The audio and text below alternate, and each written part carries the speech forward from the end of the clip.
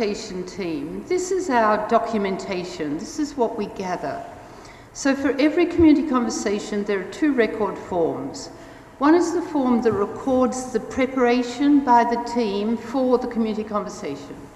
What the team is trying to achieve, what methodology is used, who's present, and so on and so forth. And then once the conversation has taken place, for each conversation that takes place, we have a record of the conversation. Who was there, rough breakdown by male, female, children, adults, etc., and area where they've come from.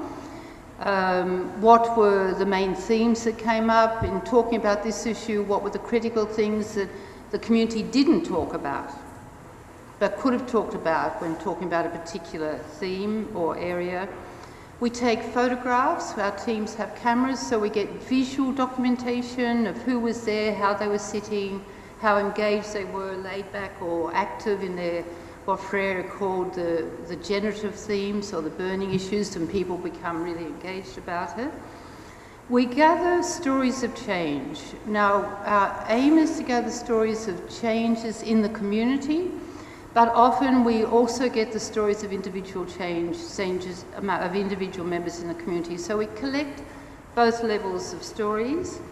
And then for each community, we have a summary sheet so that over time we can document how regular the community conversations are, what are the themes that the community keeps on identifying that they want to talk about, what methodologies we use, how many people turned up, and so on. So we had that summary sheet for each community that shows over time what's happening in it.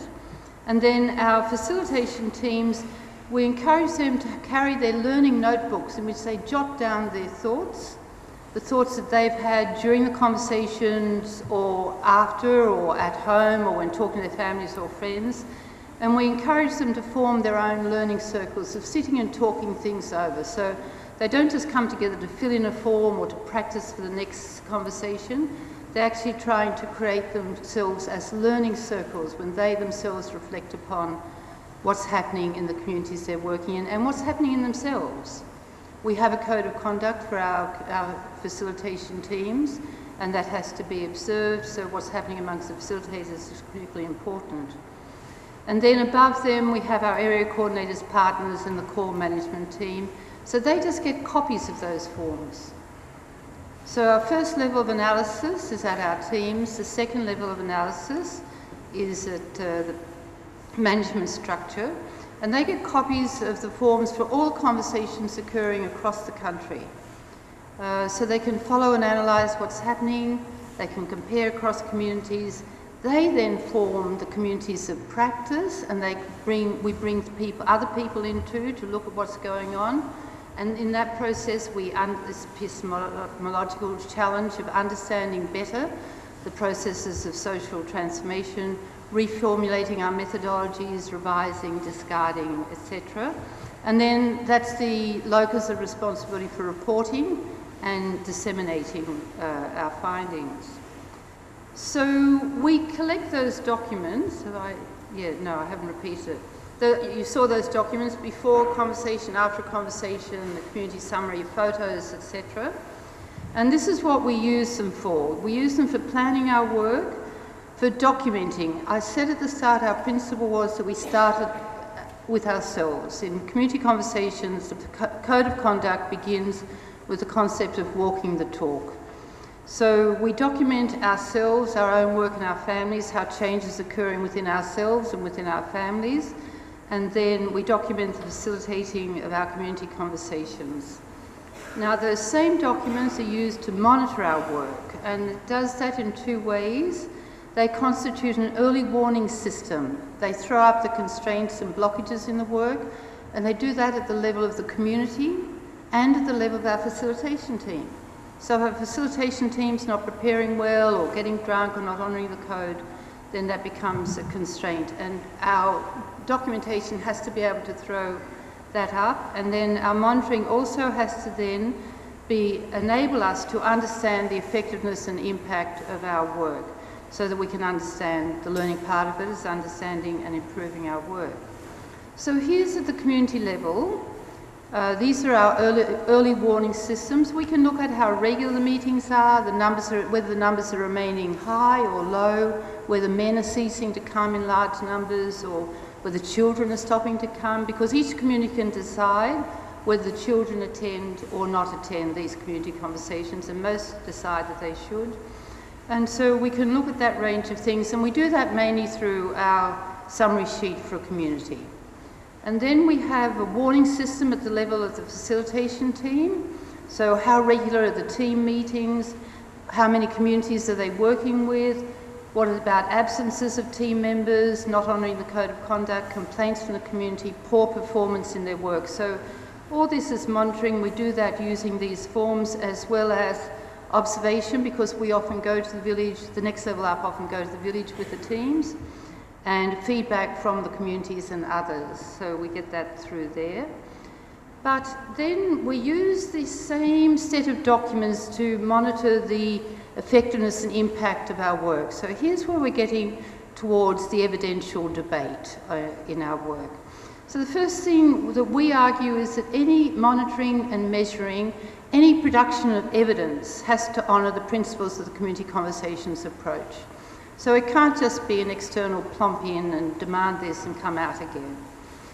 And then the next thing we argue is the really critical gender changes in communities that are the stuff of social transformation are really soft collective capacities. It's about how communities interact with each other, what's happening within them. It's not really hard data. It's not counting condom distribution in the community, not counting the number of couples that go for counselling before marriage or something. You can do that.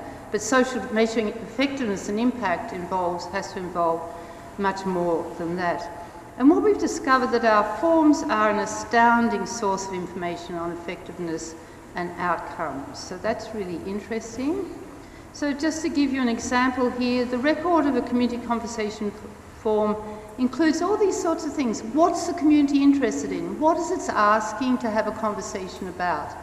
So, for example, we were having a conversation in one community in Matcomna in Western Province about land ownership, because the landowners who were also part of the compensation scheme from the Octedi mine were actually utterly abusive of the settlers in the village. And the settlers were, their daughters were being taken off by them and raped and married, and it was a really appalling situation in that community. But the next community along where we weren't working came to us and asked us to come to their community and do some community conversations around sorcery, because that was their real concern there. So what are the themes of interest? What is not raised by the community in a conversation? And often there are many taboos. Is the community able to start talking about child sexual abuse yet or not? Even sexual abuse of women, has it come to a stage where they can talk about it yet?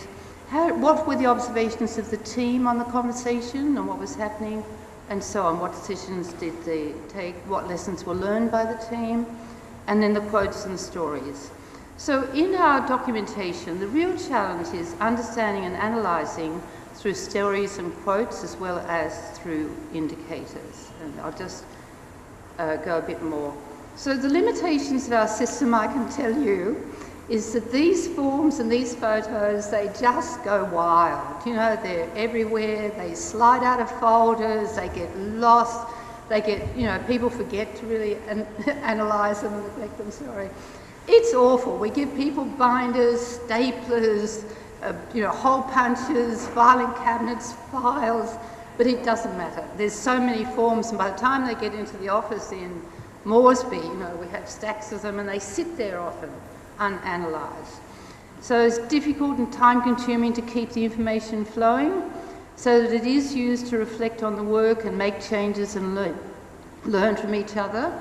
And we've discovered that at every level, from the management all the way through to the community, we have to develop the capacities to collect the data, fill in the forms, keep the records, archive them, analyse them, and so on. There is not strong capacities for documentation or for monitoring or for analysing. And that if any system that you want to work from within has to build those capacities. And we've also discovered the algebraic formula is very often 10% of any project budget should go to M&E. Well, in our work with this sort of intensity, it's just not enough, we've realised.